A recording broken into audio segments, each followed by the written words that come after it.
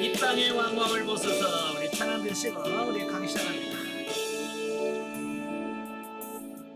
이 땅의 왕부함을 보소서. 하늘의 하나님 긍휼 베푸시는 주여, 우리의 죄악 용서하소서. 이 땅 고쳐주소서. 이제들이 모두 하나 되어 이 땅에 무너진 기초를 다시 쌓을래. 우리의 우상들을 태우시. 성령의 불 임하소서. 그의 불 하늘에 하소서. 진리의 말씀이 땅 새롭게 하소서. 은혜의 강을 들게 하소서. 성령의 바람이 불어와 주의 영광과 깨난 주소서.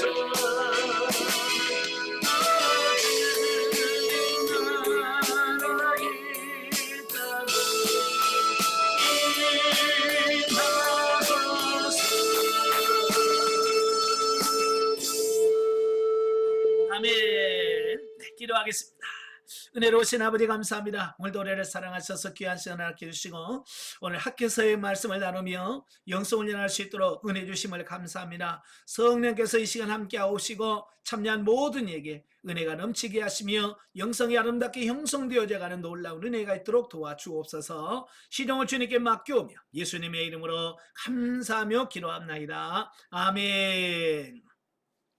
예, 이 시간에 우리 교재 171쪽입니다.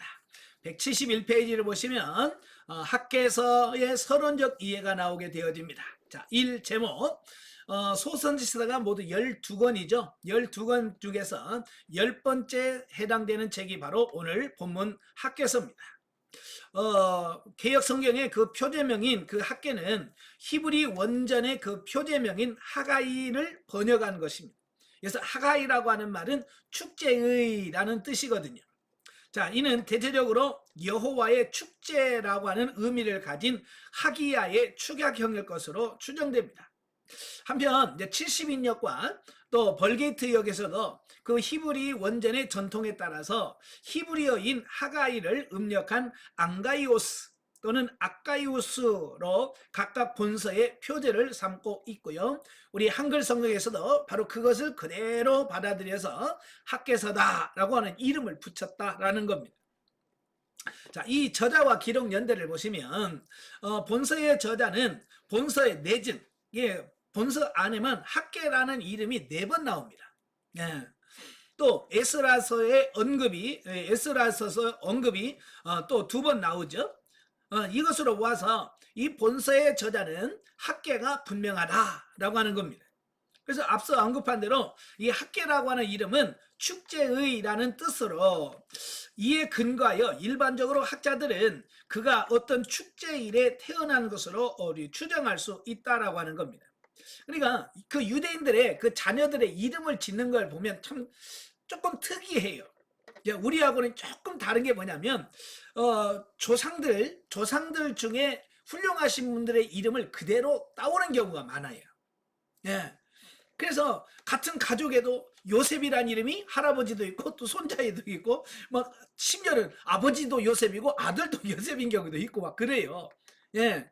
그래서 이 조상들, 자기 선조들의 유명한 사람의 이름을 그대로 받는 경우들이 종종 있어요. 예. 또 두 번째로는 태어날 때의 상황을 그대로 따서 이름을 붙이는 경우들이 많아요. 예. 예를 들어서 야곱, 이 야곱의 뜻은 뭐예요? 예, 발뒤꿈치 잡은 사람. 예, 태어날 때 형 발뒤꿈치를 잡고 나왔다고 해서 너는 형 발뒤꿈치를 잡았어. 그래서 야곱이야. 이름을 이렇게 붙여놓고요. 에서는 뭡니까? 예, 딱 태어났는데 온몸이 다 붉은 거야. 너는 붓다. 에서. 그러니까 그때 태어날 때 어떤 그 상황이나 어떤 현상들을 그대로 그냥 이름에다가 붙이는 이런 경우도 있더라는 거 하는 거예요. 예, 오늘 학개서라고 하는 이름도 그 하가이라고 하는 말이 축제라는 뜻이잖아요. 그러니까 아마 축제일에 태어났기 때문에 이름을 축제다라고 불렀을 것이다 라고 하는 거예요. 물론 이제 학계의 개인적 신상에 대해서는 알려진 바가 거의 없습니다. 이제 분명한 것은 그가 바벨론 포로기 이후에 살았고요. 또 성전 재건 사업을 독려하는 첫 번째 선지자였다라고 하는 것을 분명합니다. 자, 대부분의 학자들은 2장 3절의 근거에서 학계가 BC 586년에 파괴된 제1성전, 곧 솔로몬 성전을 보았을 것으로 추정하고 있다라고 하는 겁니다. 그러니까 그 나중에 지은 성전을 보니까 옛날 성전하고 비교가 되는 겁니다. 그래서 슬퍼서 울었단 말이에요. 자, 이걸 전에 걸 봤기 때문에 비교할 수 있는 거잖아요. 이게 전에 걸 못 본 사람은 지금 뭐 옛날 걸 못 본 사람들은 지금 게 나온지 옛날 거 나온지 비교가 안 되잖아요. 예. 자, 그런 부분에서 그가 첫 제1성전인 솔로몬 성전을 봤던 사람일 것으로 추정합니다. 만약에 그가 솔로몬 성전을 봤다면 그는 매우 나이가 많았을 것이에요. 그리고 예언활동을 나이 늙었을 때 예언활동을 시작했다라고 하는 것이 틀림없습니다. 왜냐하면 그가 본서의 예언을 선포할 때는 BC 520년경이거든요. BC 520년이기 때문에 그렇다라고 하는 겁니다. 그러니까 솔로몬 성전이 무너질 때가 BC 586년이에요. 예, 586년이고 본서의 말씀이 선포될 때가 BC 520년이거든요. 그러니까 최소 66년이 흘렀다는 얘기예요. 예, 성전이 무너지고 520년까지는 벌써 66년이 흘렀고요. 예, 그리고 또 유대인들의 유대인들의 남자는 12살이 되면 의무적으로 1년에 3번씩은 성전에 가서 유월절 지켜야 되고 오순절 지켜야 되고 수장절 지켜야 되는 이 3가지는 남자 12살 되면 다 지켜야 돼요. 그러니까 이 학계가 그 솔로몬 성전을 봤다라고 하는 이야기는 최소한 12살이 돼서 성인식을 거쳐서 솔로몬 성전에 참여했었다라고 하는 것을 의미하는 거예요. 그러니까 최소 그 학계서의 나이를 줄여도 최소 78 78살 정도 되었을 것으로 우리가 추정을 해보는 겁니다. 그 이상일 수도 있고요. 예. 자, 초대교회 전승에 의하면 그가 제사장이었다라고 주장을 합니다. 자, 그런데 본문에 보면 율법에 관하여 제사장에게 질문을 던지라라고 하는 2장 11절과 13절의 기록을 볼 때 그는 제사장이 아니었던 것으로 우리가 알 수 있습니다. 왜냐하면 만약에 이 학계가 제사장이었다면 제사장이 나한테 물어봐 뭐 이렇게 하든지 뭐 그랬을 거 아니에요. 내가 제사장이니까 내가 알려줄게 뭐 이렇게 썼을 건데 그런 말이 아니라 그냥 제사장한테 가서 물어보라 라고 하는 말은 본인이 제사장이 아니기 때문에 그런 표현을 하지 않았을까라고 하는 추측입니다.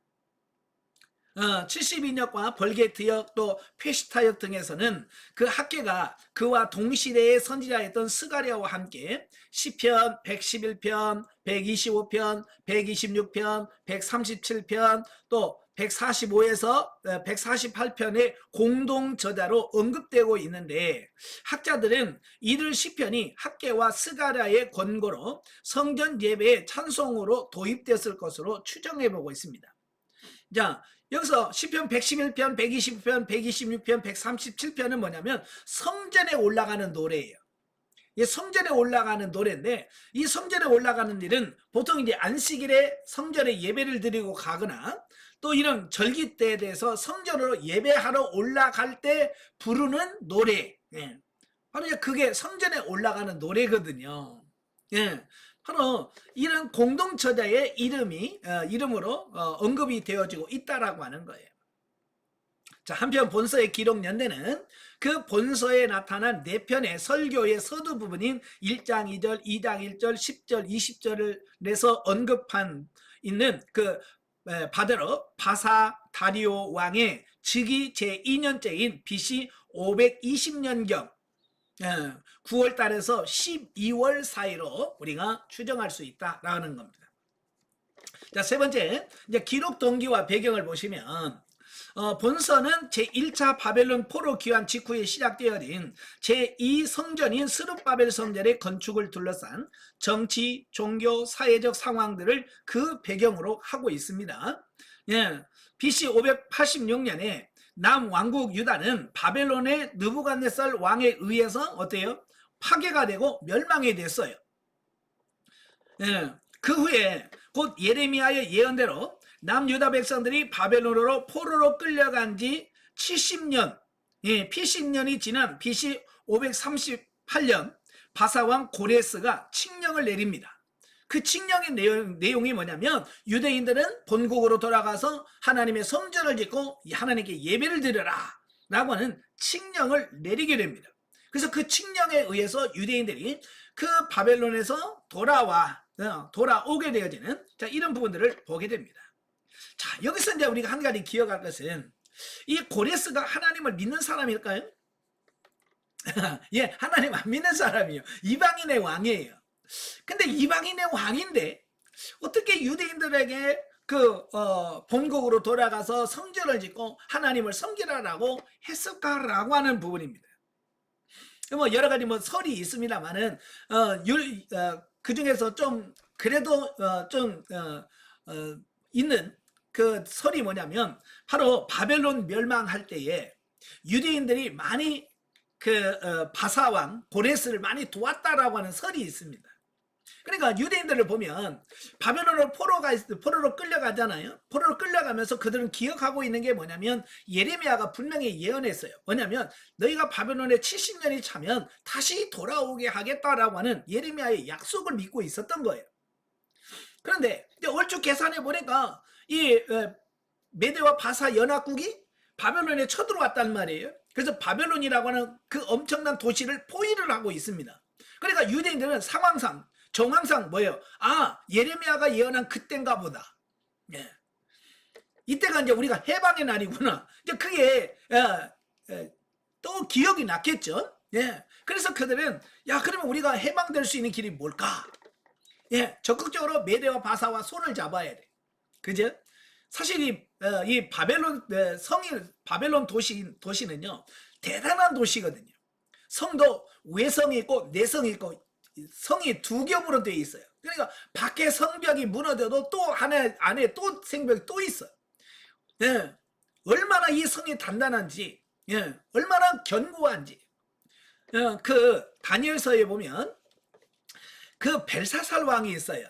이 벨사살 왕은 누구냐면 그 바벨론의 마지막 왕이거든요. 지금 메대와 바사의 연합군의 군대로 인하여 포위가 됐어.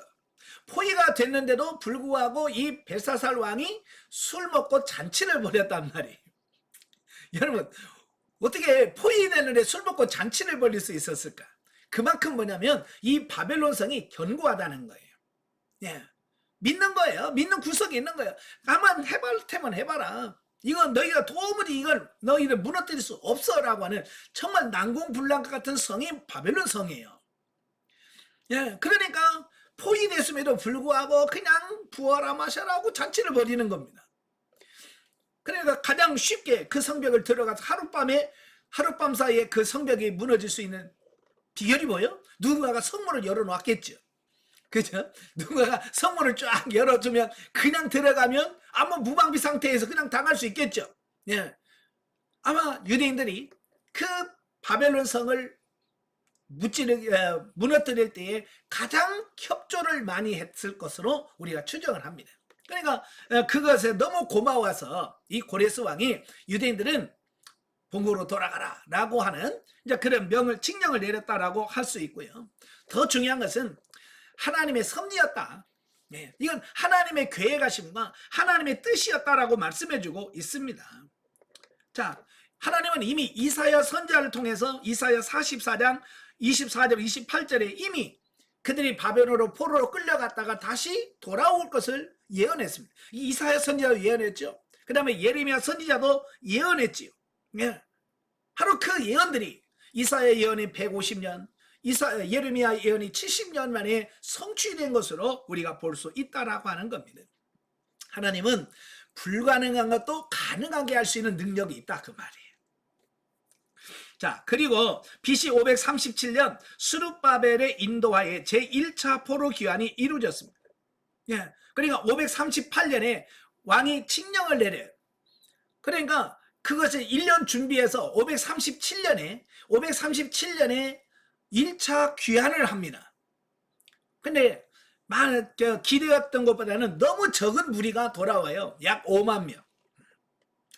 학자들은 그때 바벨론의 포로로 있던 유대인의 숫자가 약 200만 정도 된다고 봐요. 그러니까 출애굽 때의 이스라엘 백성들의 숫자와 그 바벨론에서의 숫자가 거의 동등했을 것으로 추정을 하고 있습니다. 그런데 그 많은 사람 중에서 5만 명밖에 안 왔다는 거예요. 예.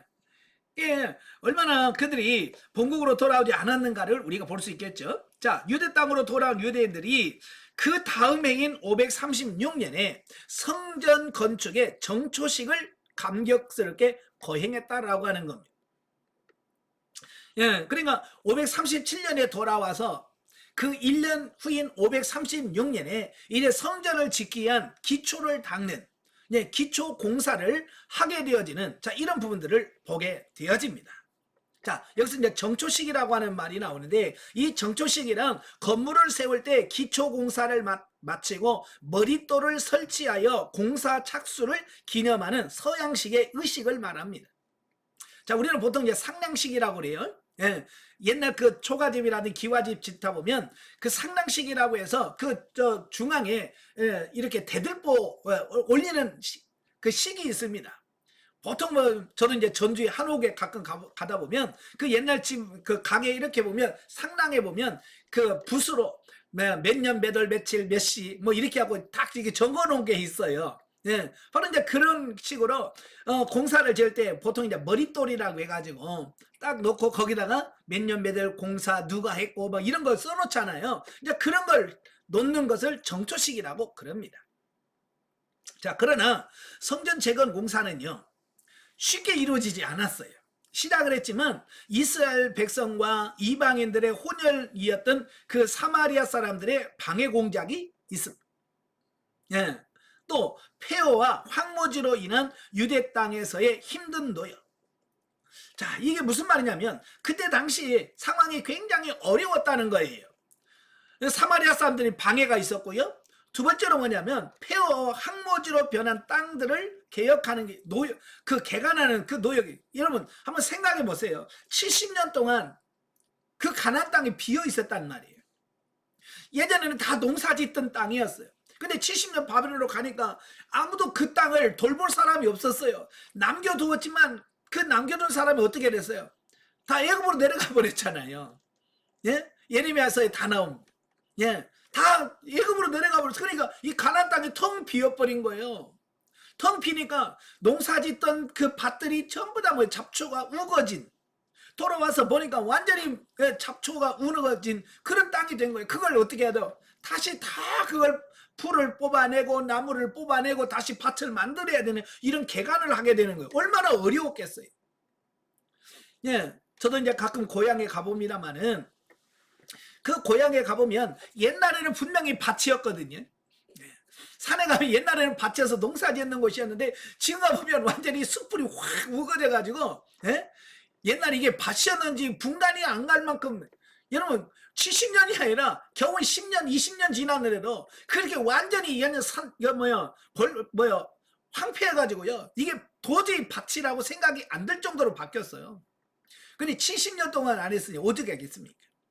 그걸 오자마자 그걸 나무를 캐내고 풀뿌리를 캐내고 그걸 밭을 만드는 게 얼마나 어려웠겠어요. 또 뿐만 아니라 주변 민족의 약탈과 자연재해 등으로 인하여 왔는데 계속 가뭄이 들어요.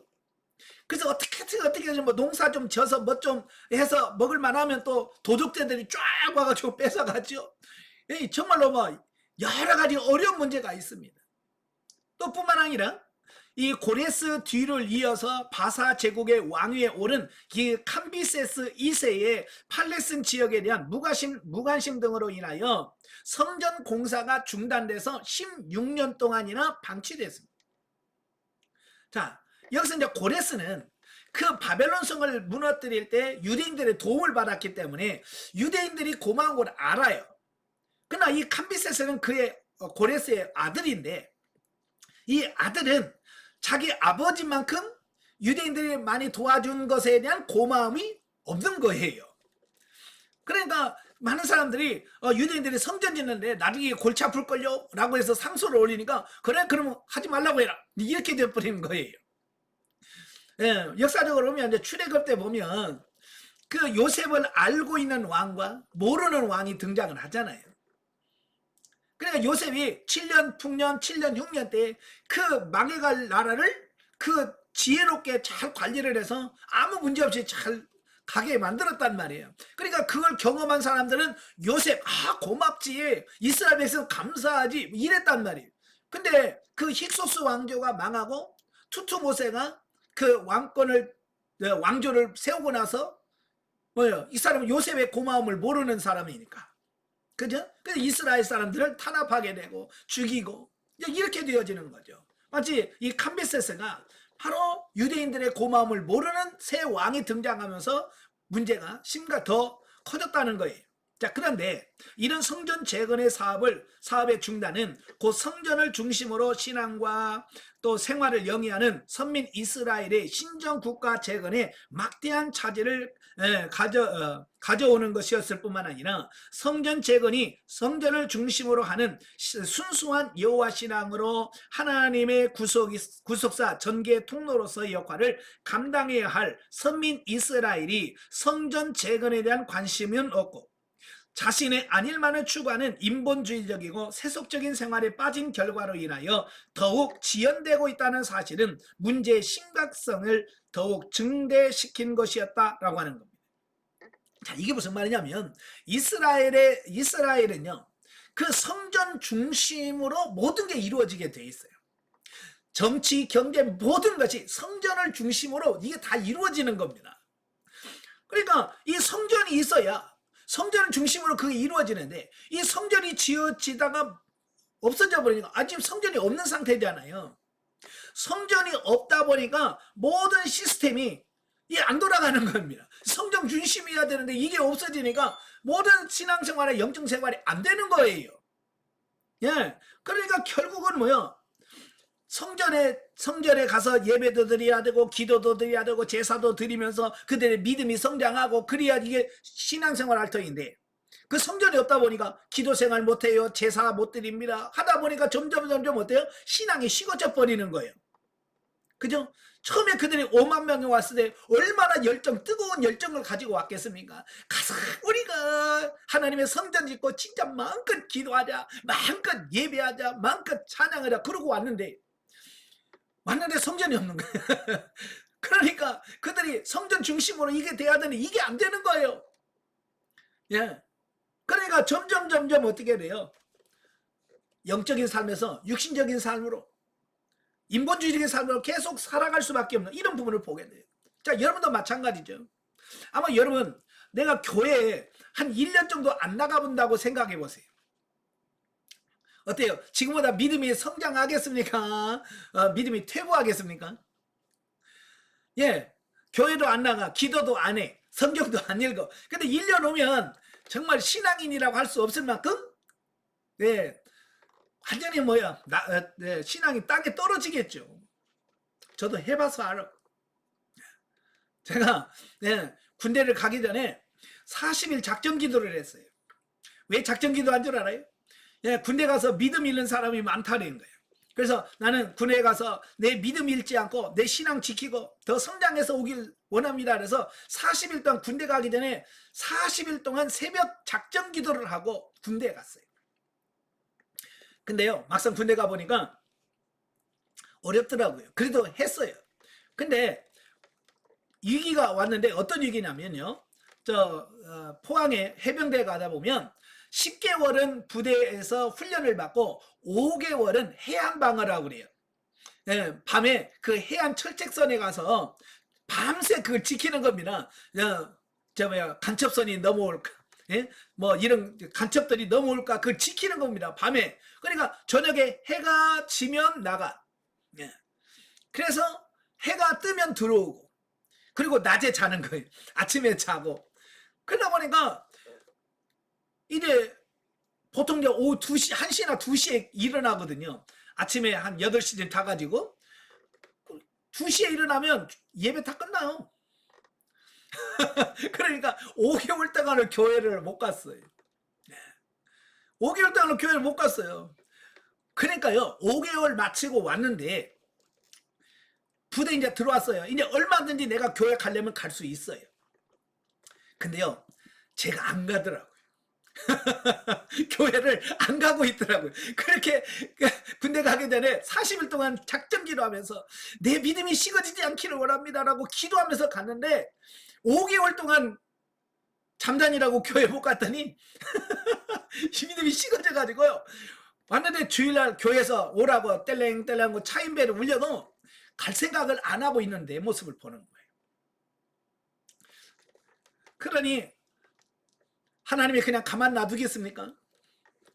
그래서 제가 하나님한테 혼났어요. 그래서 병원 신세를 2개월을 병원 신세를 졌어요. 군대에서. 그리고 나서야 제가 깨닫고 하나님 죄송합니다. 내가 믿음이 식어졌습니다. 용서해 주십시오. 그럼 다시 그러면 다시 하나님께서 내게 기회를 주신다면 내가 열심히 하겠습니다. 그래서 하나님께 기도하고 2달 만에 병원에서 퇴원을 했어요. 그리고 와서 제가 했던 게 뭐냐면 새벽 예배를 새벽 기도를 가는 거였어요. 여러분, 군인이 새벽 기도한다는 것은요, 이건 엄청난 거예요. 왜냐하면 군인이 제일 좋아하는 게 2가지예요. 하나는 초코파이, 하나는 잠자는 거하고 초코파이, 이 2가지는요 군인들이 제일 좋아하는 거예요. 네. 근데 그 2 중에 잠을 포기해야 돼요. 근데 왜냐면 우리가 보통 잠 자고 새벽에 가잖아요. 이 군인은 그 잠자는 사이에 한 번은 보초를 서야 돼. 경계근무라고 그러죠. 예, 2시간을 가서 보초를 서야 돼요. 그러니까 저녁 10시에 자서 아침에 6시에 일어나는데 그 6시 일어나는 그 중에 2시간은 보초를 서야 돼요. 근데 그 보초가 10시부터 12시 있으면 제일 좋죠. 근데 이게 12시부터 2시까지 이렇게 들어오거나 2시부터 4시까지 들어오면 너무 힘들어요. 2시부터 4시까지 쓰고 4시에 교회 가가지고 5시 한 50분까지 기도하고 2시간 1시간 한 반 정도 기도하고 오는데 힘들더라고요. 그런데도 하나님의 약속한 게 있기 때문에 했어요. 자, 이걸 보면서 제가 느끼는 게 뭐냐면 우리의 교회 안 가고 교회 출석 안 하고 기도 안 하면 그 뜨거웠던 열정도 금방 식어버리더라. 이걸 경험한 거예요. 그러니까 여러분도 장담 못해요. 우리가 코로나 경험해 봤잖아요. 예. 코로나를 통해서 얼마나 많은 사람들이 믿음이 식어졌어요. 열정이 식어졌습니까? 바로 이 이스라엘 백성들도 성전이 없는 지 70년이 됐고요. 또 16년 동안이나 성전 없는 그런 삶을 살다 보니까 뭘 제대로 예배를 제사를 드렸겠어요. 제대로 뭘 했겠어요. 성전이 없는데. 그러다 보니까 그들의 열정도 다 식어져 버린 거예요. 바로 그때 등장한 사람이 누구냐? 학개란 말이에요. 예. 이 학개 선자는 성전 재건 사업을 독려함으로써 신정 국가 재건을 물론 선민 여호와 신앙의 순수 등을 회복하도록 만들었다라고 하는 겁니다. 예. 자, 한편 일부 학자들은 본서의 집필의 직접적인 동기와 배경을 BC 523년이었던 바사 제국 내의 혼란과 연관시켜 생각한다. 즉 바사 제국은 BC 523년 캄비세스 2세의 죽음을 계기로 왕이 찬탈을 노린 내분이 일어났다는 겁니다. 이러한 내분은 다리오가 즉위함으로써 일단락되었으나 중앙 권력의 약화된 틈을 이용해서 속주에서의 반란은 그칠 줄 몰랐다라고 하는 겁니다. 예, 그러니까 고레스 왕이 다 정복을 하고 고레스 왕이 캄비세스에게 왕위를 물려주고 죽었단 말이에요. 그러니까 그 아들 중에서 이 권력 다툼, 서로 왕이 되려고 하는 이 싸움 때문에 서로 죽이고 죽이는 이런 상황이 되어진 거예요. 바로 그런 왕권 찬탈이 하니까 국력이 약해지겠죠. 그때 뭡니까? 많은 사람들이, 많은 나라들이 야, 이때다 우리 독립하자. 그래서 여기저기서 이제 독립운동을 하게 되고 그런 싸움이 일어나게 되는 어떤 그런 부분이에요. 한편 당시 바사 제국의 이러한 정치적 혼란 상황은 선민 이스라엘의 편으로 볼 때 이방 세력의 최후의 멸망과 메시아 왕국의 수립에 대해 관하여 구약에서 내내 주어졌던 예언이 이제 곧 성취될 것임을 보여주는 하나님의 징조로 보여졌을 것임이 분명하다라고 하는 겁니다. 그래서 학계는 바로 지금 이 순간이 메시아 출현을 대비하여 여호와의 성전을 짓고 그 성전으로 온 세계의 여호와 신앙의 중심지가 되어야 할 때라고 생각을 하여 성전 건축을 독려했다라고 하는 겁니다. 그러니까 유대인들은요 항상 어려울 때마다 생각하는 게 있었어요. 메시아 사상이에요. 힘들 때 우리를 도울 메시아가 와서 우리를 구해줄 거야. 이 어려움과 환난에서 우리를 건져줄 거야 라고 하는 그 메시아 신앙을 갖고 있었다라고 하는 겁니다. 그러니까 당시에 상황도 많은 혼란과 어려움이 있었단 말이에요. 그러니까 이럴 때 이스라엘 사람들 속에는 메시아가 도래해야 돼. 메시아가 빨리 와야 또 메시아가 오셔서 이걸 우리를 구원해 줘야 된다라고 하는 어떤 이런 부분이 있는데 유대인들은 뭐라고 생각했냐면 메시아가 와도 성전이 있어야 성전에서 통치를 하시고 다스릴 거라는 거예요. 그죠? 메시아가 오려면 성전이 있어야 된다는 거예요. 그러니까 바로 그런 생각 속에서 야 메시아가 필요한데 야 메시아 오기 전에 빨리 우리 성전을 지어야 돼. 성전을 지어야 메시아가 올 거야 라고 하는 어떤 그런 사고와 가치관들이 이스라엘 사람들 속에 서서 일어나기 시작한 거예요. 바로 거기다가 불을 지핀 사람이 누구냐? 바로 학개 선지라는 말이에요. 빨리 성전을 지어라. 성전을 지어야 너희가 그렇게 기다리고 기대하는 메시아가 올 거야 라고 하는 그런 부분들을 심어준 거예요. 자, 이러한 견해 역시 본서가 신정국가 재건에 대한 학개 선자의 열의를 반영한 것이라고 말한 위의 견해와 함께 매우 타당한 견해이며 본서를 이해하는 데도 많은 도움을 준다. 자, 네 번째 하박국이 아니라 학개입니다. 학개서의 특징을 보면 첫째, 백성들을 격려하고 각성시키기 위해 전체적으로 매우 강한 어조가 사용되어지고 있다라고 하는 겁니다. 지금 백성들에게 그 잠자던 심령을 깨트리고 식었던 그 열정을 심어줘야 되는데 부드럽게 이야기하고 되겠습니까?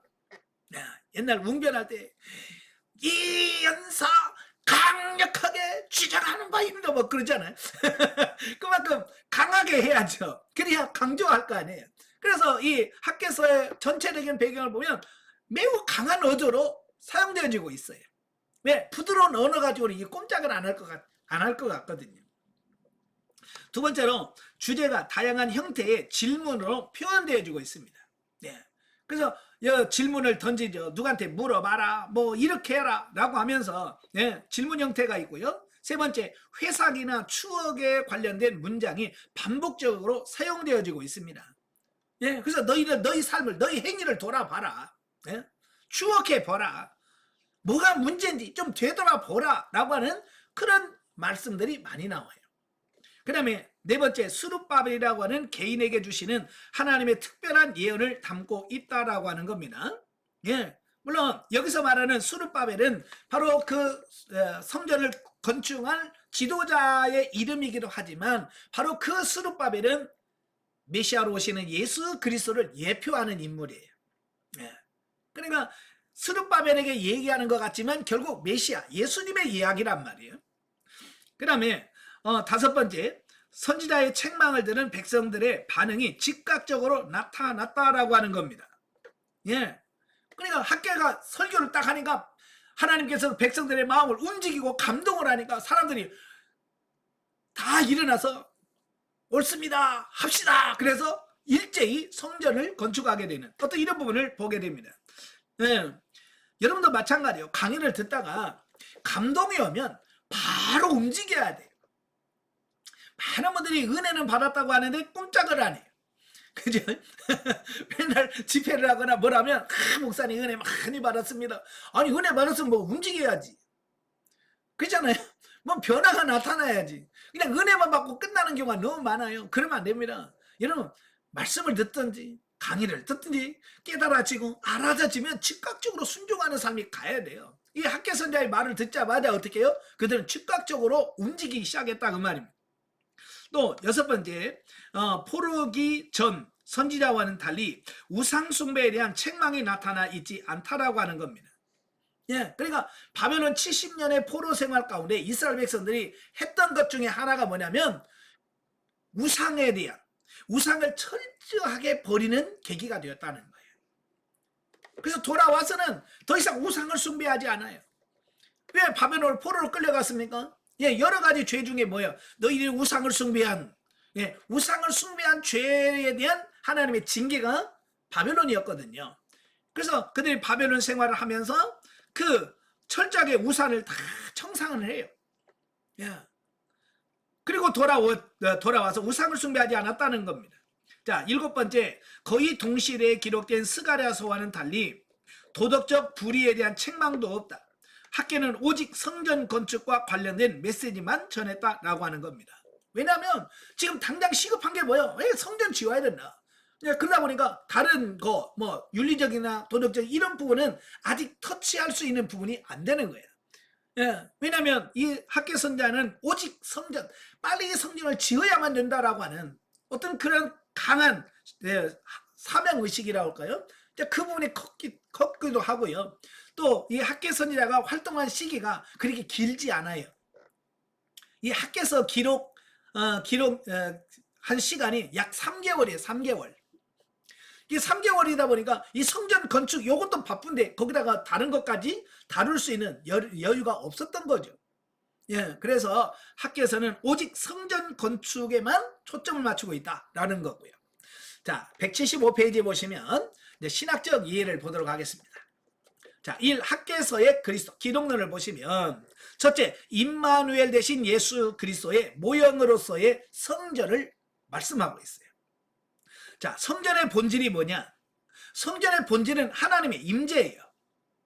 성전은 뭐냐? 하나님이 임하시는 곳, 하나님이 임재하시고 하나님이 거하시는 상징적 처소가 뭐냐? 성전이에요. 그래서 출애굽 25장에 보면 하나님께서 모세에게 그러죠. 모세야, 성막을 지어라. 내가 거기서 너를 만나겠고, 예, 내가 너에게 말하고, 예, 하나님이 통치하시는, 하나님이 거기에 머무시는 것을 상징적으로 보여주는 것이 뭐냐? 거기에 성전이에요. 그래서 이스라엘 백성들은요, 하나님께서는 전 우주를 초월해 계시는 초월자시요 무소부지하신 분이시지만 성전을 특별히 하나님이 계시는 처소로 알고 거기서 하나님께 예배 드렸다라고 하는 사실입니다. 예. 그러니까 성전에서 가장 중요한 의미는 하나님이 임재하신 것, 하나님이 거하시는 것, 하나님이 통치하시는 것이라는 그런 개념이에요. 자, 이러한 하나님의 임재의 상징적 처소였던 그 성전은 제2위 하나님이신 성자 하나님께서 이 땅에 임마누엘, 그 임마누엘 뜻이 뭐예요? 하나님이 우리와 함께 계신다는 뜻이잖아요. 네, 그 하나님, 임마누엘의 하나님으로 오시고 또 당신이 가신 후에도 재림 때까지는 성령을 성도의 영 속에 내주시킴으로써 그리고 재림 후에는 근본적으로 천국에서 성도들과 함께 계심으로써 성도들 가운데 임재해 계실 것을 예표하고 있다라고 하는 것을 말씀해주고 있습니다.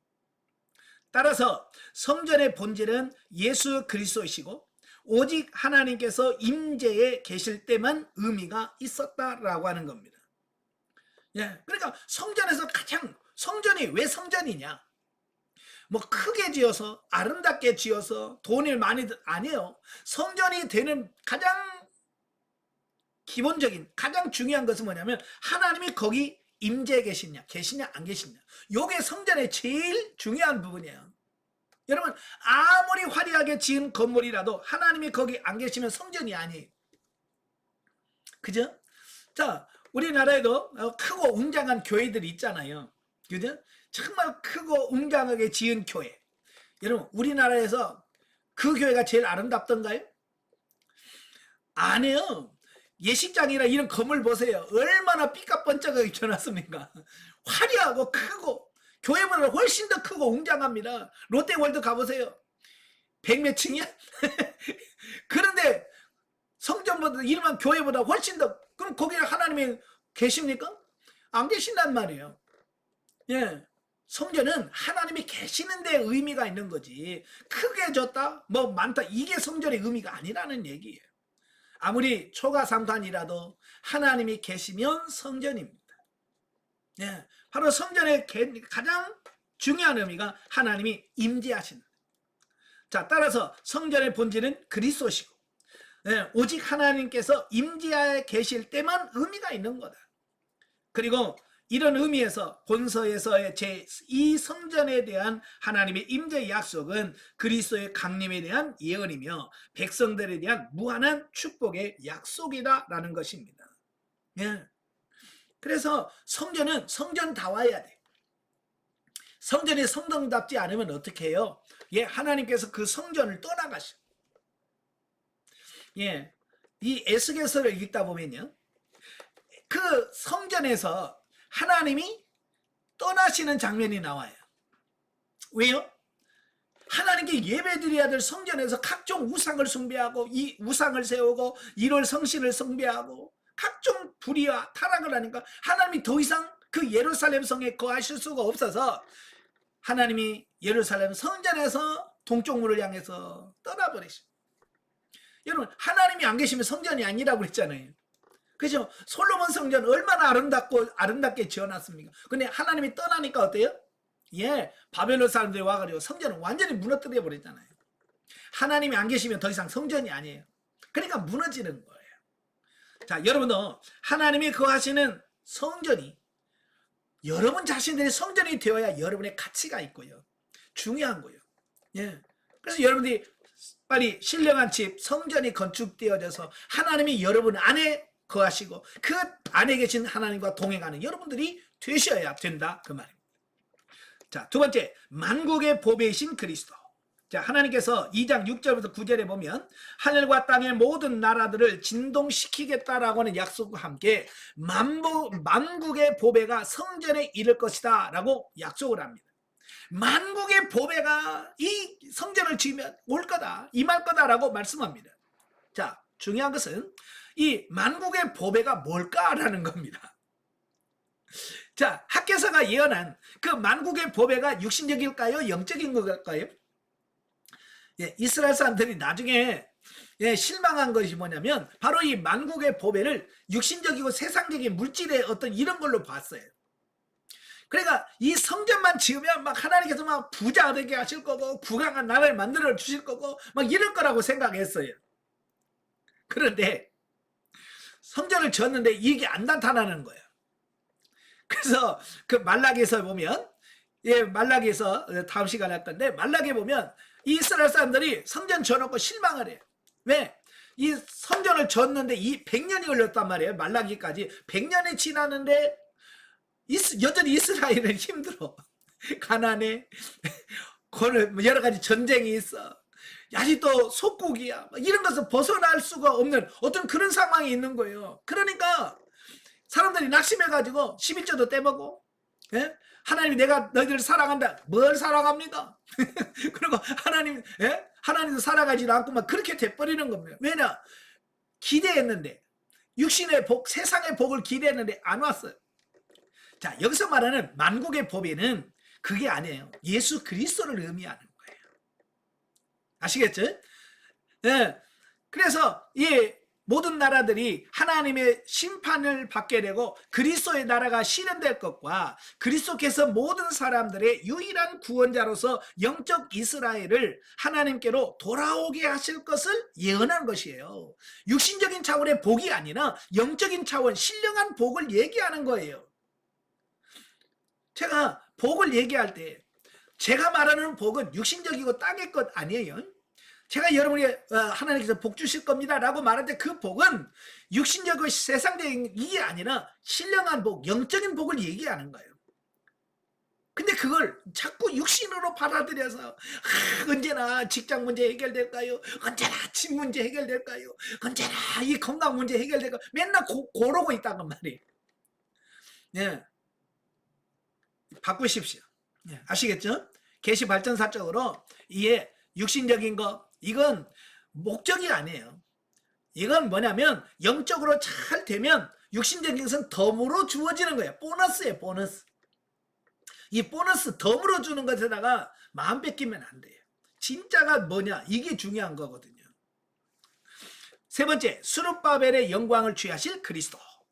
자, 학계는 2장 20절에서 23절에 이스라엘 백성을 지도하는 스룹바벨에게 하나님의 나라의 완성과 세상에 대한 심판을 보여주고 하나님께서 그를 하나님의 종으로서 귀하게 쓰이실 것을 예언하고 있습니다. 자, 이는 1차적으로는 스룹바벨에 대한 축복의 약속이지만 궁극적으로는 예수 그리스도께서 종의 신분으로 이 땅에 오사 구원 사역을 성취하시기 위하여 십자가에 죽으시고 부활하사 영광의 보좌에 앉으실 것을 예언한 것으로 스룹바벨을 자신의 인으로 삼으시는 하나님의 모습은 그리스도를 통해서만이 하나님의 자녀가 되는 구원의 보증이 된다라고 하는 것을 보여주고 있다 그 말입니다. 그래서 인이라고 하는 도장이에요. 도장은 뭘 말하냐? 결제권을 의미하는 거예요. 그죠? 회사는 격리해 보신 분 아시잖아요. 예? 어디 뭘 하려면 항상 뭐요? 결제판을 올리잖아요. 그죠? 결제판을 올려서 사장이 도장을 찍고 해야 그게 진행이 되어지는 겁니다. 바로 인이 있다는 예수 그리스도가 인이다. 하나님의 결정권을 쥐고 있는 하나님의 그 권세를 부여받은 그분이 바로 예수 그리스도다. 이걸 말씀해주고 있고 스룹바벨이 바로 그 예수 그리스도의 예표요, 모형이다. 그 얘기를 하고 있는 겁니다. 자, 두 번째 학개서의 주제들. 본서는 선민 이스라엘의 신앙과 생활을 중심으로서 하나님의 임재의 상징적 초소인 성전을 재건하는 사업과 관련해서 만세대의 성도들로 하여금 신본주의적 삶의 중요성과 그러니까 하나님 중심의 삶과 그러한 삶을 사는 자들에게 주어질 지복을 보여주는 책이다라는 겁니다. 그러니까 이 학개서에서의 주제가 뭐예요? 성전, 신령한 집을 성전을 건축하는 삶. 오늘 우리 영성훈련에서 신령한 집을 짓는 우리가 성전으로 세워지는 삶에 대한 부분을 말씀해주고 있고요. 또 그 성전으로서의 삶을 사는 성도들이 받을 복을 여기서 말씀해주고 있다라고 하는 겁니다. 이러한 대주제에 관련해서 소주제를 살펴보면 첫째, 하나님께서는 당신의 일을 최우선적으로 생각하는 자들을 축복하신다라는 사실이에요. 그러니까 자기 자신의 육신의 일보다 하나님의 일을 우선권 두고 그 하나님의 일을 먼저 우선으로 하는 사람에게는 하나님께서 그를 사랑하시고 복을 주신다라는 말씀입니다.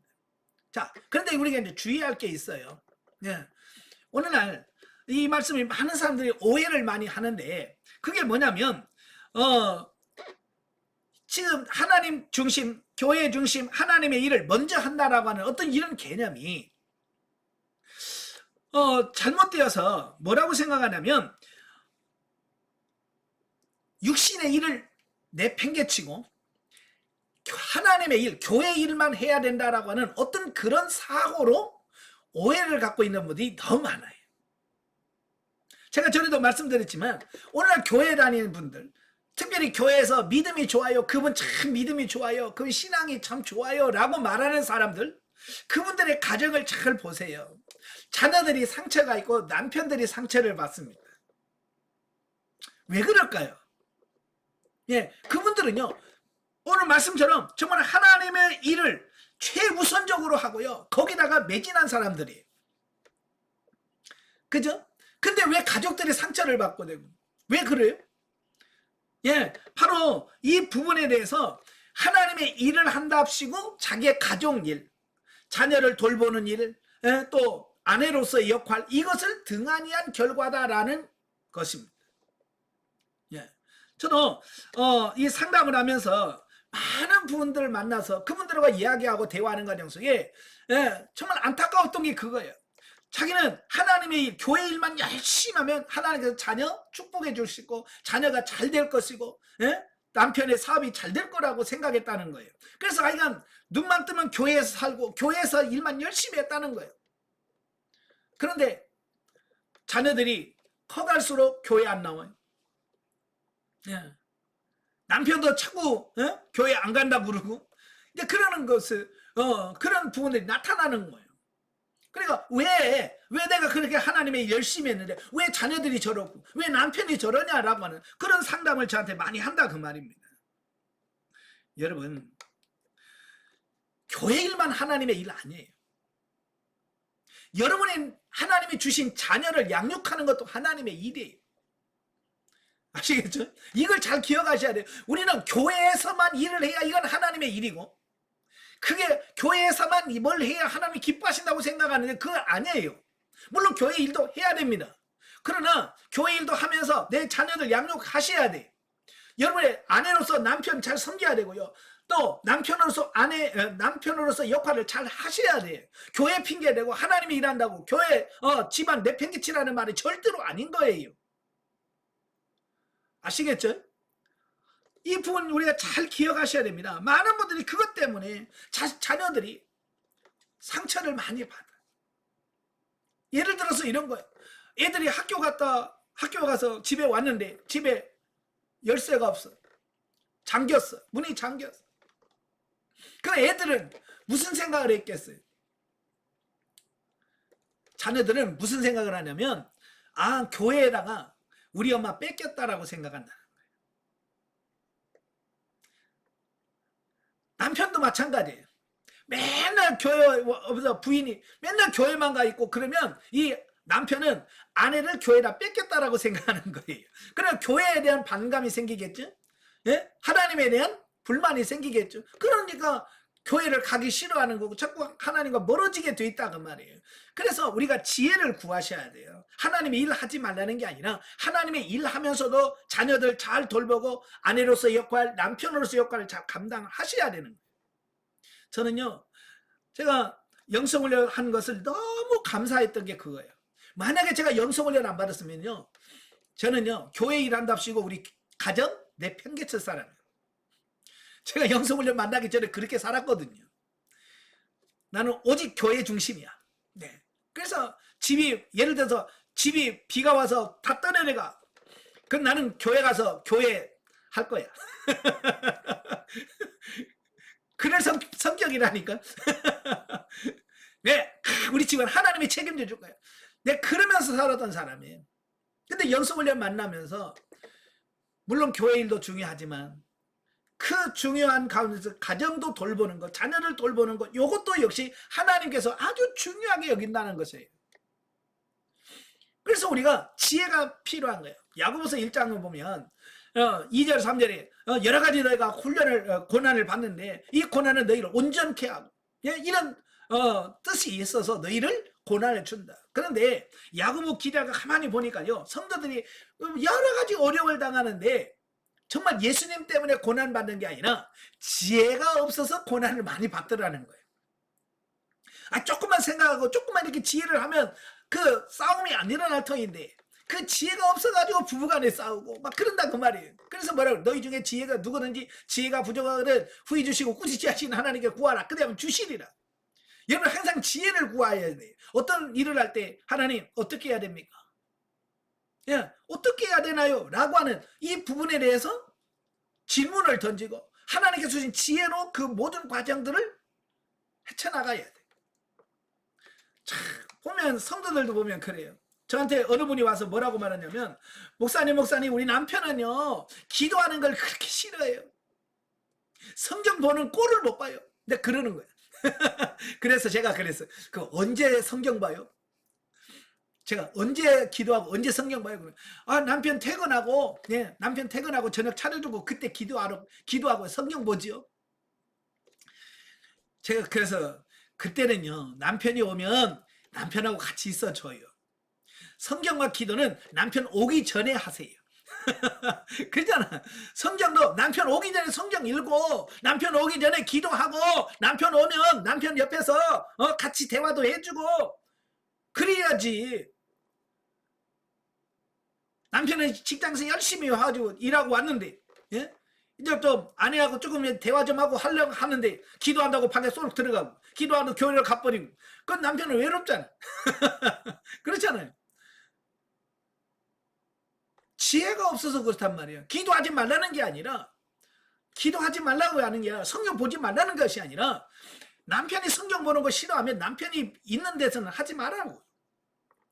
그죠? 근데 우리는 귀엽고 또 해요. 내가 이길 거야. 그래서 하기 싫어하는 일만 내가 골라서 그 앞에서 성경지 집어 던지는데도 가서 또 찾아가 또 본단 말이에요. 그래서 싸우자는 거지. 그죠? 그러니까 지혜롭게 하란 말이에요. 남편이 싫어하면 싫어한 짓을 그 앞에서 하지 마세요. 아내가 싫어하면 그거 하지 마세요. 없을 때 하세요. 예. 참 우리 자녀를 키우는 부모들도 그렇습니다. 꼭 나와서 기도한다는 시간이 언제냐면 애들 꼭 학교 끝나서 올 시간에 기도한다고 가. 오전에 자고 오전에 쉬고 애들 올 때 되면 그때 기도하러 가. 그렇지 말고 좀 애들 학교 가서 없을 때 그때 기도하고 애들 올 때 되면 집에 와서 애들 받고 그래야 돼. 이게 지혜란 말이에요. 그렇잖아요? 그게 지혜를 많이 구하셔야 돼. 자, 본사가 기록될 당시에 이스라엘 백성들은 여러 가지 어려움에 직면하여 성전 건축을 재건을 중단한 채 자신들의 현실적 문제에만 매달렸다. 그러나 결과적으로 오는 건 뭐였어요? 재앙뿐이었다 그 말이에요. 고난만 왔다 그 말입니다.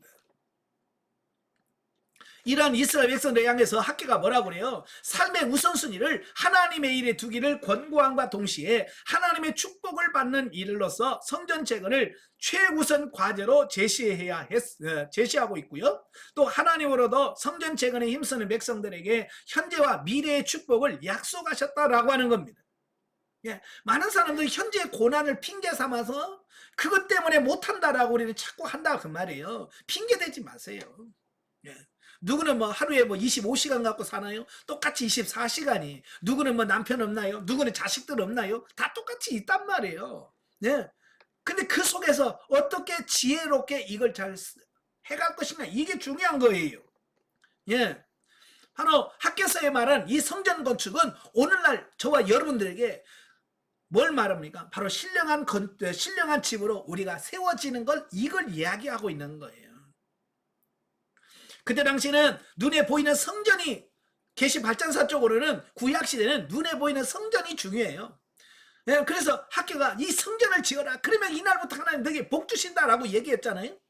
예, 바로 이것은 오늘날 우리들에게 주신 말씀이요. 너희가 신령한 집으로 세워져. 성전으로 세워져. 그러면 내가 오늘날부터 너에게 복 줄게. 라는 말과 같은 말이에요.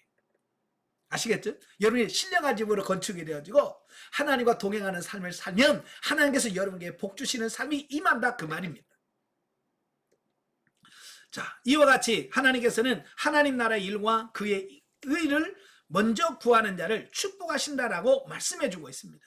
그러니까 항상 무엇이 중요하고 무엇이 우선순위인지 바로 이걸 정확하게 파악을 하고 행하는 것이 중요하다는 겁니다.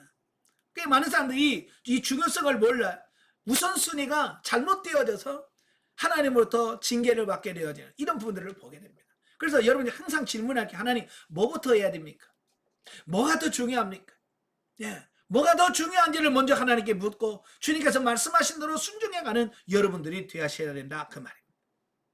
자, 두 번째로 하나님은 당신과 자기 백성을 회방하는 자들을 결코 용납하지 않으시며 반드시 심판하신다라는 겁니다. 귀한 후 이스라엘 백성들은요, 이 성전 재건을 중단하게 된 가장 직접적인 원인은 사마리아 사람들의 방해와 주변 국가들의 약탈이었습니다.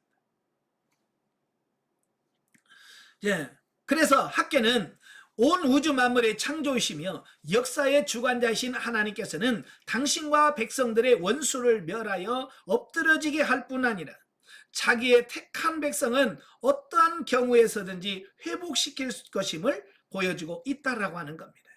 여러분, 하나님이 제일 싫어하는 게 뭔지 알아요? 자기의 택한 백성들을 괴롭히는 거예요. 여러분도 그러잖아요. 여러분 자녀들 있죠. 여러분 자녀, 누가 여러분 자녀 괴롭혀봐요. 여러분 부모가 마음이 편해요? 제일 열받는 게 그거잖아요. 누가 우리 애들 때리는 거. 그렇잖아요.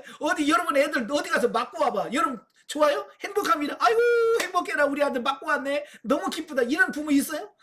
그런 부모는 정신과에 가야 돼. 그죠? 내 자식이 맞고 왔는데 누가 좋아할 부모 어디 있어요? 하나님도 마찬가지예요. 하나님의 선택된 백성인데 이 백성들이 괴롭히면 하나님 뭘 기뻐하겠습니까? 역사적으로 보면요, 이스라엘 백성 건들고 잘 사는 날 하나도 없어요. 항상 이스라엘 건들면 망해. 이거 굉장히 중요한 말씀이에요. 오늘도 마찬가지. 하나님의 교회, 하나님의 백성 건들면 망합니다. 그래서 여러분도 절대로 교회에서 성도, 옆에 있는 성도 건들지 말아요. 네. 김집사님, 이집사님, 오집사님 건들지 말아요. 하나님의 사랑하는 백성들이야. 근데 우리는 거기서 머리 찾고 싸우고, 예? 그러면 서로 복을 못 받습니다. 아시겠죠? 예. 세 번째, 진정한 하나님의 백성들은 눈에 보이는 헛된 영광과 승리보다는 하나님 나라의 참된 영광과 영원한 승리를 발견할 수 있어야 한다라고 하는 겁니다. 예. 자, 이게 무슨 말이냐면 사람들은 자꾸 눈에 보이는 현실, 눈에 보이는 환경이나 이런 것에 굉장히 예민해요. 예. 그러나 하나님은 그 눈에 보이는 것이 결코 중요한 게 아니에요. 왜? 눈에 보이는 것은 죽고 썩을 것이에요. 지금 이 세상에 있는 것들이 영원할 것 같지만, 예? 이 세상은 언제요? 망한단 말이에요. 다 없어질 것들이라 그 말이에요. 그러니까 우리가 눈에 보이는 이 세상 것에 매이면 안 돼요. 이스라엘 사람들은요, 새 성전의 겉모습이 옛 솔로몬의 외형보다도 초라한 것을 보고 실망했다. 그러나 하나님께서는 새 성전을 더 기뻐하시면서 그 성전에 임하실 것과 더 큰 영광을 주실 것을 약속함으로써 하나님의 백성들의 진정한 영광과 승리를 참 영광의 본질이 되시는 하나님께서 그들과 함께 하심으로 얻어진다는 것을 보여주고 있다라고 하는 겁니다. 예, 중요한 게 그런 거예요. 외모를 가지고 겉모습을 보고 판단하지 말라 그 말이에요. 자, 이 스룹바벨 성전을 짓는데 그 처음 솔로몬 성전을 봤던 사람들이 와가지고 막 큰 소리치고 우는 거야. 왜요? 옛날에 봤던 솔로몬 성전은 너무 좋았어요. 값진 보화로 꾸며놨어요. 금칠했습니다. 제일 좋은 걸로 했으니까. 근데 지금 이 스룹바벨 성전은 그것도 아니에요. 재료도 옛날만 못하지, 크기도 옛날 못하지. 예? 그러니까 그걸 보고 슬퍼하는 거야. 예? 옛날에는 좋았었는데 이건 뭐야? 라고 하면서 스스로 자기들이, 예? 힘들어하고 있는 그런 모습이에요. 그러니까 하나님께서 그냥 보지 마라. 이전의 영광보다 이 나중 영광이 더 크다. 우리도 보통 보면 그래요. 자기 교회 건물이 크면 자기 믿음이 크다고 자꾸 생각하는 경우들이 많아요. 절대로 아닙니다. 네. 여러분의 교회 건물이 큰 거지 여러분 믿음이 큰 거 아니야. 예. 그리고요, 이 작은 교회를 자꾸 무시합니다. 예. 절대로 여러분, 하나님은 크고 외형적인 크고 작고 이걸 가지고 판단하지 않으셔요. 그 안에 있는 성도들이 얼마나 하나님을 중심으로 섬기느냐, 이게 중요한 거예요. 예, 그래서 하나님 외부를 보지 아니하시고 중심을 보신다라고 말씀하잖아요. 그죠? 예. 그래서 외모 가지고 착각하지 마시고요. 정말 내면이, 내 영이 하나님의 바로 세워지기 위해서 기도하시길 바랍니다. 네 번째로, 사람은 무엇으로 심든지 심은 대로 거둔다. 이스라엘 백성들은 자기의 집을 풍요만을 채우기를 급급했으나 그 대가로 흉년과 같은 재앙만 받았다. 예, 그들은 어찌하든 잘 먹고 살려고 성전 지려고 했던 것까지 갖다가 자기 집 짓고 막 열심히 했어요. 예, 근데 결국은 뭐요? 채워지진 않더라는 거예요. 도리어 하나님께서 흉년을 들어 깐부기 재앙, 한재의 재앙, 그래서 그들이 잘 살아보려고 했는데 더 가난해졌다는 말이에요.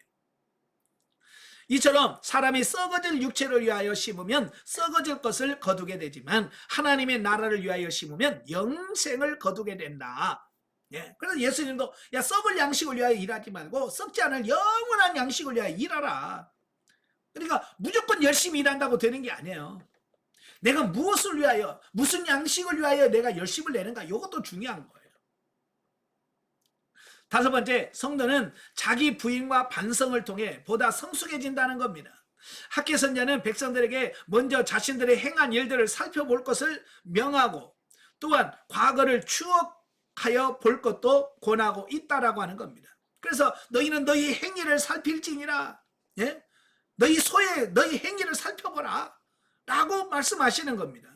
예, 이건 뭐예요? 자기 자신을 제대로 살펴보는 게 중요한 겁니다. 그래서 과거의 삶과 현재의 삶, 이게 어떻게 다른지, 옛날보다 내가 더 영적으로 성장했는지, 뭐가 좋아졌는지, 뭐가 나빠졌는지, 이런 부분들을 보면서 자기 자신을 점검해야 된다, 그 말입니다. 근데 모든 사람들은요, 그냥 착각하는 거예요. 잘 되고 있겠지, 잘 가고 있겠지, 그냥 거기에 속아서 항상 자신을 점검해 보셔야 돼요. 자, 세 번째, 학개서와 현대 성도. 자, 본서는 구약의 어느 책보다도 성전 건축에 대한 하나님의 명령을 강조하고 있는 책이다. 그러나 구약의 성전은 예수 그리스도를 예표하는 모형으로서 참 성전이신 예수 그리스도를 믿는 현대 성도들에게는 그림자에 불과하는 것이다. 예, 아직도 학개서를 읽으면서 아직도 뭘 생각하냐면 교회 건물 건축, 여기다 초점을 맞춰요. 예, 오늘날도 마찬가지야. 내동 학교에서 한 번도 설교 안 하다가 이제 교회 건축하려고 하면 그때 꼭 학교에서를 꼭 꺼내와서 설교하면서 이 성전을 지으면 하나님께서 복을 줄 겁니다 이러면서 설교한다는 말이에요. 예, 이게 뭐냐면 아직도 눈에 보이는 이 건물에다가 초점을 맞추고 있는 우리 신앙을 말하고 있는 거예요. 아까도 말했죠. 이 학개서에 말하는 이 성전은 오늘날의 신령한 성전을 예표하는 거예요. 모형으로, 그림자로 보여준 거예요. 그러면 성전 건축을 독려하고 건축이 이루어졌을 때 나타날 하나님의 영광과 축복을 기록하고 있는 본서가 현대 성도들에게 제시하고 있는 교훈이 뭐냐? 첫째, 학개는 성전 건축을 통해서 신앙 공동체적인 삶을 회복하기를 촉구했다라고 하는 겁니다. 이런 학개 사역은 성전 건축이라고 하는 일보다는 모든 이스라엘이 마음과 뜻과 힘을 다하여 함께 하나님의 명령을 순종하는 자세에 더욱 강조점을 둔다라고 하는 것을 말씀해주고 있습니다.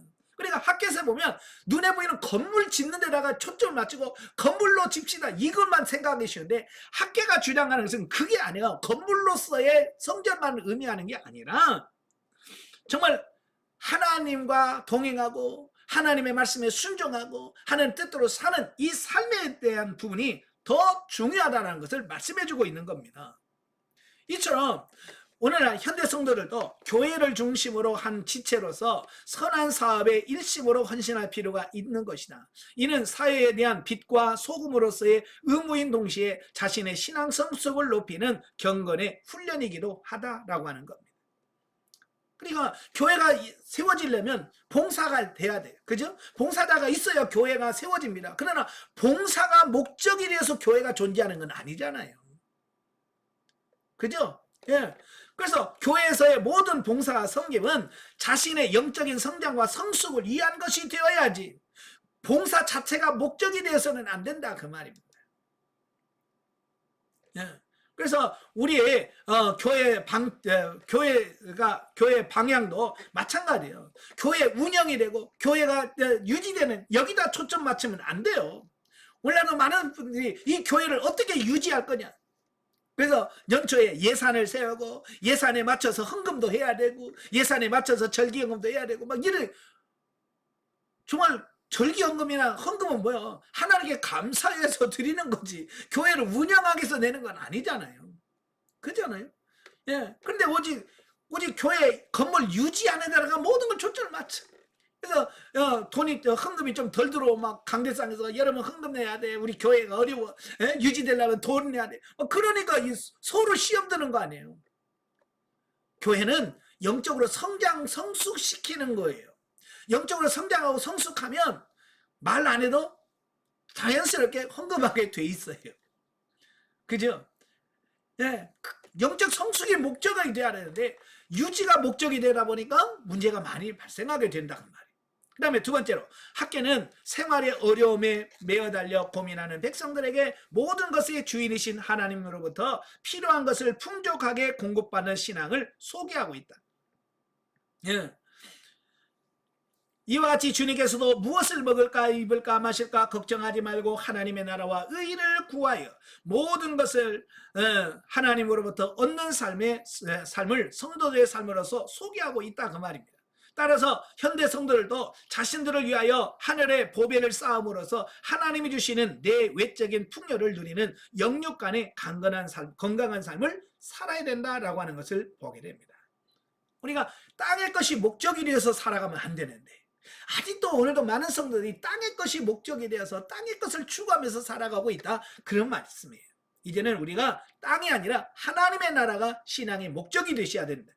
세 번째로 이스라엘 백성들이 그 성전 건축의 재개는 영적으로 하나님과의 바른 관계 정립이라는 측면으로 이해할 수 있다.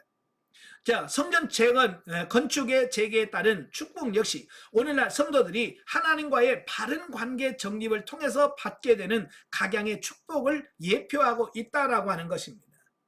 자, 여기서 이스라엘 백성들이 성전을 건축했다라고 하는 말은 무슨 말이냐면 하나님의 관계가 바르게 정립됐다 그런 얘기예요. 이걸 잘 깨달으셔야 돼요. 예. 바로 하나님과 바른 관계가 형성이 되고 하나님의 임재가 임하고 하나님의 이끄심과 우리의 순종함이 이루어졌을 때 그때 뭐요? 자연스럽게 하늘의 신령한 복이 우리에게 임하게 된다라고 하는 것을 말씀해주고 있는 거예요. 그러니까 관계가 좋아야지. 관계가 좋지 않으면 다른 것도 없어요. 자, 예를 들어서 이런 거예요. 예를 들어서 아버지가 부자야. 근데 평소에 아버지하고 관계가 안 좋아. 자, 그런데 아버지와 관계가 안 돼. 맨날 싸워. 근데 아들이 와가지고 아버지 유산 나한테 많이 주셔. 그러면 관계가 안 좋은데 그 아들에게 유산 주겠어요 안 주겠어요? 나 같아도 안 줘. 너 같으면 안 줘.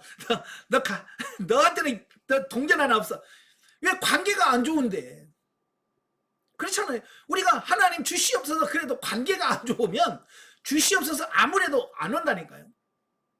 그러니까 그 유산 관계 없이 그냥 부모님을 잘 섬기고 부모님 말씀 순종해봐요. 관계가 좋아봐요. 그러면 달라고 안 해도 야 내 거 너 다 줄게. 이 관계라는 게 그래서 중요한 거예요. 오늘날 많은 사람들이 이 하나님과 이 관계를 정립할 생각을 안 하고 맨날 교회 와서 주시옵소서 주시옵소서 맨날 달라고만 한다고 말이에요. 예. 그러니까 부모와 관계도 안 좋으면서 맨날 이 집 나한테 줘요. 저 산 나한테 줘요. 저 밭 나한테 줘요. 그러면 관계도 안 좋으면서 맨날 그러면 너 우리 집에 아예 오지 마 그럴 거 아니에요. 그죠?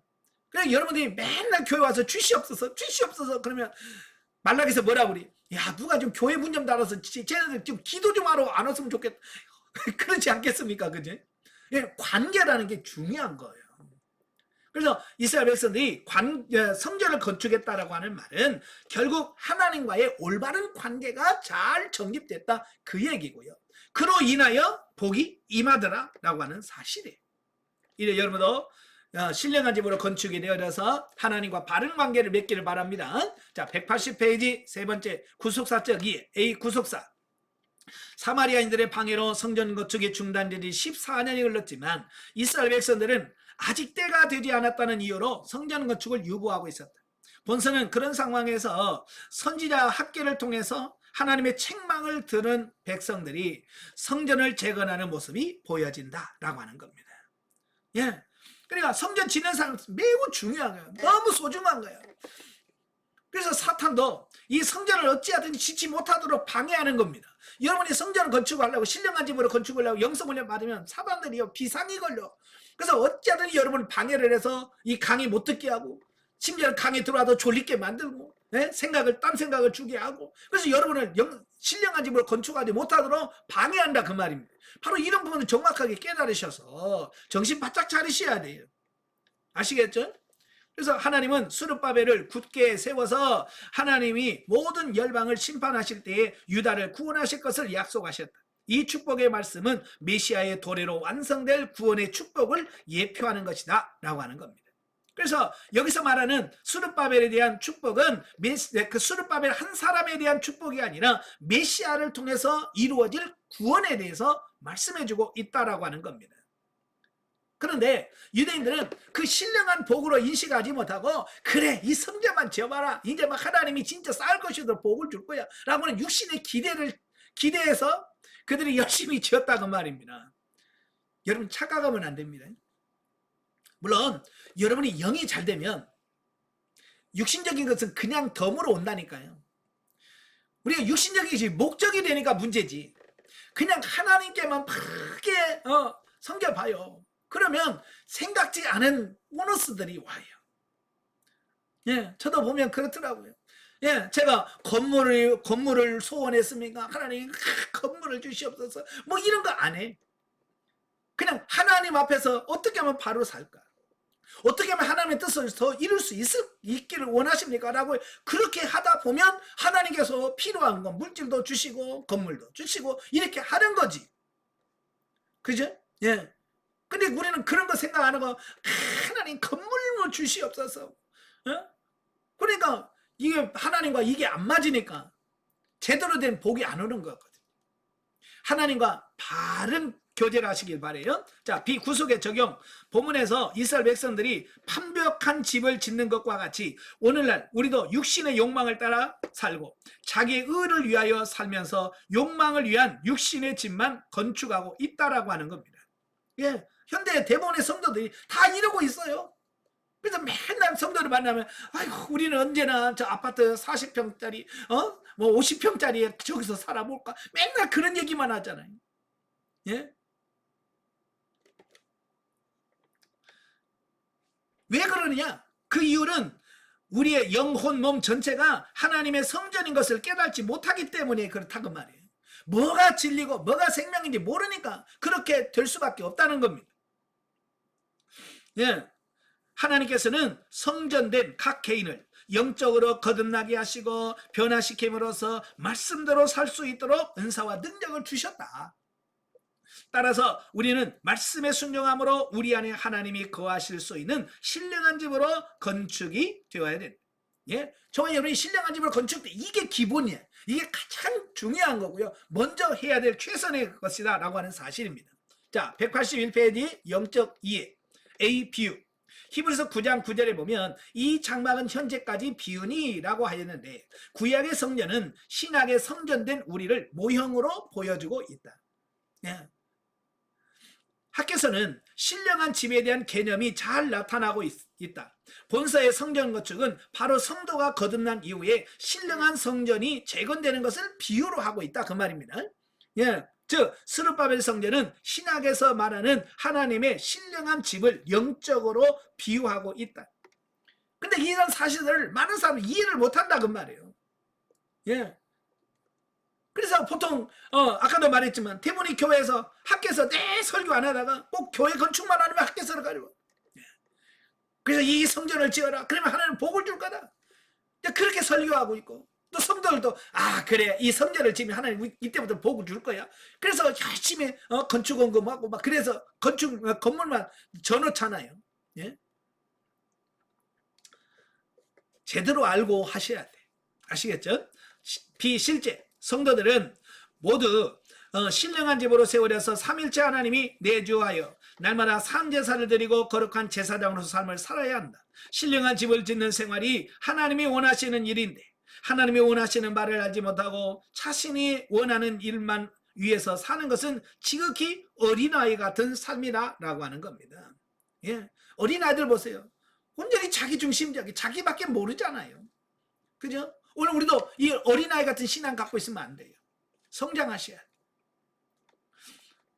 육신 중심의 집을 짓는 것은 바로 이스라엘 백성들이 자신을 위하여 집을 짓는 바와 같다. 즉 이 땅에서 행복하기 위하여 돈을 투자하고 그것을 위하여 희생하고 시간을 바치고 그것을 위하여 온 정열을 바치는 삶이 곧 자기 집을 짓는 것이다. 예. 그러니까 우리가 신앙생활 하면서 이 세상 것에다가 다 거기다가 온전히 모든 걸 다 투자한다 그 말입니다. 우리는 훈련이라는 관문을 지나고 고통과 고난을 통하여 영적인 성숙한 단계에 들어가는 기쁨으로 살아야 한다. 아멘. 예, 진리의 말씀을 따라 자기를 양육하고 돌아볼 수 있는 안목과 영적인 지혜와 지식, 진리적인 삶이 우리에게 복합적으로 나타날 때 영적 실제의 삶을 살 수 있다. 또한 우리들은 성령의 인도하심에 순종하여 하나님이 원하시는 삶을 살도록 역사하셔서 신령한 집을 지을 수 있다. 우리의 능력으로 짓는 것이 아니라 신령한 성전이 지어질 수 있도록 하나님께서 역사하신다. 아멘. 하루속히 여러분이 신령한 집으로 건축이 되어서 하나님과 날마다 동행하시는 승리의 삶을 사시는 우리 여러분들이 다 되시길 바랍니다. 네, 기도하겠습니다. 은혜로우신 아버지, 우리 학교서를 통해서 우리가 신령한 집을 건축해야 된다는 사실을 깨닫게 하셔서 감사합니다. 하나님, 우리가 육신의 욕망을 집을 짓는 것이 아니라 하나님이 거하시는 신령한 전으로 우리 자신이 세워져서 우리 안에 하나님이 거하시며 그 내 안에 계신 그 하나님과 날마다 동행하며 그 아버지의 뜻대로 살아드리는 우리가 다 될 수 있도록 도와주시옵소서. 예수님의 이름으로 감사하며 기도합나이다. 아멘. 하나님께 노립니다.